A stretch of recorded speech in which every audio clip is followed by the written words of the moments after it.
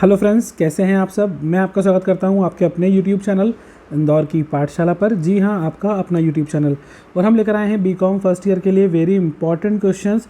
अगर आपने तैयारी बिल्कुल भी नहीं की है तो कल सुबह आपका पेपर है, आपका बहुत टेंशन अगर हो रही है तो ये वीडियो स्पेशल आप सभी के लिए है। वीडियो स्टार्ट करने से पहले जल्दी से चैनल को लाइक कर दीजिए। अगर आपने सब्सक्राइब नहीं किया सब्सक्राइब कर दीजिए और बेल आइकन ज़रूर दबा दीजिए ताकि कोई अपडेट आपसे मिस नहीं हो। हम रहेंगे सारे पेपर में आपके साथ। तो all the very best for tomorrow examination. आइए देखते हैं कुछ इंपॉर्टेंट क्वेश्चंस। अगर हम बात करें थ्योरी क्वेश्चंस की अकाउंट्स की तो उसमें क्वेश्चन है हमारे पास डबल एंट्री सिस्टम एंड उसके मेरिट्स। डबल एंट्री सिस्टम क्या होता है, उसके मेरिट्स और डीमेरिट्स बहुत इंपॉर्टेंट हैं। पहले भी बहुत सारे एग्जामों में पूछे जा चुके हैं तो इस साल भी आपको ज़रूर आएगा। तो डबल एंट्री सिस्टम क्या होता है और इसके मेरिट्स आपको लिखना है, मेरिट्स और डिसएडवांटेज। देखिए, मैं आपको पूरे क्वेश्चन बताने के पहले एक इम्पॉर्टेंट आपसे बात शेयर करना चाहता हूँ कि क्या होता है जब भी आप यूनिट वाइज स्टडी करते हैं तो सक्सेसफुल होते हैं। आपको क्या करना है, जो यूनिट वाइज स्टडी कर रहे हैं तो एक यूनिट के सारे क्वेश्चन याद नहीं करना है। आप सबसे पहले फर्स्ट यूनिट में से एक क्वेश्चन याद करो, देन सेकेंड यूनिट में से एक क्वेश्चन याद करो, देन थर्ड यूनिट में से एक, देन फोर्थ यूनिट में से और देन फिफ्थ यूनिट में से।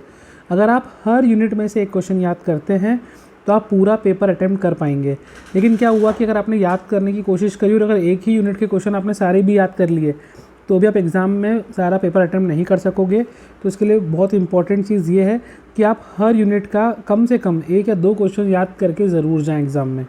कौन से क्वेश्चन करना है, मैं हर बार बोलता हूँ, आपको उस चैप्टर का नाम अच्छे से पढ़ना है, उस चैप्टर से जुड़ा क्वेश्चन आपको करके ही जाना है। जैसे अब आपके सामने क्वेश्चन आया, ये चैप्टर है डेप्रीसिएशन, तो आपको डेप्रीसिएशन क्या होता है, इसकी रीज़न, इसकी मेथड्स करना ही है। ब्रांच अकाउंटिंग चैप्टर है तो ब्रांच अकाउंटिंग क्या होता है, कितने टाइप के ब्रांचेज होते हैं, कौन सी अकाउंटिंग होती है, ये होता है पढ़ने का तरीका। तो आइए हम सेकंड क्वेश्चन की तरफ बढ़ते हैं। कैश बुक क्या है तो हमारा सेकंड क्वेश्चन है what is cash book and types of cash book, then trial balance and its method. Trial balance आप सभी को पता है, आपने 11th में पढ़ा है, ये तीनों टॉपिक आपके 11th में पढ़े हुए हैं। What is accounting standard and it's needs and utility. Accounting standard क्या होता है, इसकी उपयोगिता बताना है और ज़रूरत बताना है आपको। हिंदी मीडियम वाले बच्चों के लिए भी मैं क्वेश्चन हिंदी में बोल देता हूँ। डबल एंट्री को बोलते हैं दोहरा लेखा प्रणाली, कैश बुक को बोलते हैं रोकड़ बही, ट्रायल बैलेंस को बोलते हैं तलपट और अकाउंटिंग स्टैंडर्ड जो होता है लेखांकन परिमाप होता है। डेप्रीसिएशन क्या है, इसके रीज़न बताओ और मेथड बताओ। डेप्रीसिएशन आप सभी ने पढ़ा है 11th में, वही है।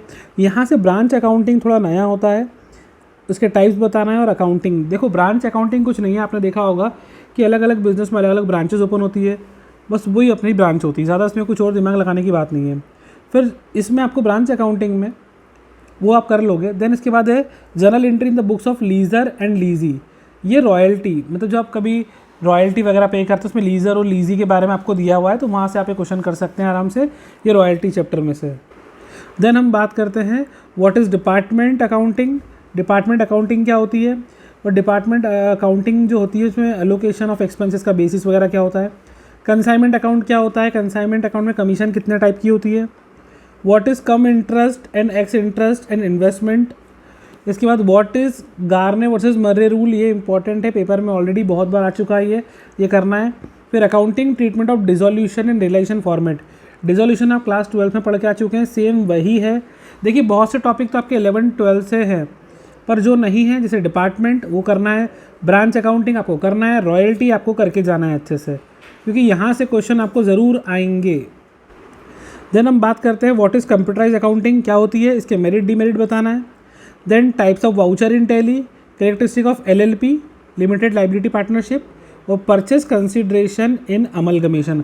अमलगमेशन क्या होता है, दो फर्म को मेक कर देते हैं, ये आपने 12th में थोड़ा बहुत पढ़ के रखा होगा, उससे जुड़ा हुआ है। देन हम बात करते हैं प्रैक्टिकल क्वेश्चन कहाँ से आएंगे। फाइनल अकाउंट आपको विथ एडजस्टमेंट आपने 12th में किया है वो आएगा। यहाँ पे आपको कंसाइनमेंट अकाउंट और एनपीओ आ सकता है, इसमें NPO non profit organisation, final account का एडजस्टमेंट। ब्रांच अकाउंट से जुड़ा क्वेश्चन आपको बिल्कुल आएगा, रॉयल्टी और डिसोल्यूशन। इसमें से आपको final account, NPO, branch accounting, royalty खास तौर पर तैयार करना है। अगर देखिए मैं जानता हूँ कि टाइम कम है आपके पास, कल मॉर्निंग में आपका पेपर है, लेकिन आपको उसके लिए बिल्कुल भी हेडेक नहीं लेना है, कोई परेशान होने की ज़रूरत नहीं है। मैं आपको सिंपली एडवाइस देता हूँ कि आप सिंपल क्या करें, सिर्फ जितने भी मैं क्वेश्चन बता रहा हूँ इनको एक बार अच्छे से रीड कर लें, इनके इंपॉर्टेंट पॉइंट्स को लिख कर देख लें। प्रैक्टिकल आपसे नहीं हो पाए कोई बात नहीं, आप इस फॉर्मेट देख के चले जाइए। ये फॉर्मेट देखकर आप कुछ तो लगा सकते हैं क्वेश्चन करने का तरीका। तो मैं नेक्स्ट पेपर के लिए कल ही वीडियो लेकर आ जाऊँगा आपके सामने। तो आई होप ये वीडियो आपको बहुत हेल्पफुल होगा। All the very best. कोई पैनिक होने की ज़रूरत नहीं है आप सभी को, आप आराम से पेपर कर ले जाएंगे, क्योंकि 11-12 के बेस से भी आप कर सकते हैं इसको। कुछ टॉपिक आपके लिए न्यू भी हैं लेकिन वो ईजी हैं। रॉयल्टी ब्रांच आप कर लेंगे, ईजी है ये। रॉयल्टी ब्रांच आपको अच्छे खासे मार्क्स दिलाएगा, थ्योरी में भी और न्यूमेरिकल में भी। तो दोस्तों मिलते हैं आपसे बहुत जल्द हमारी अगली वीडियो में। Good bye, take care and all the best for your examinations.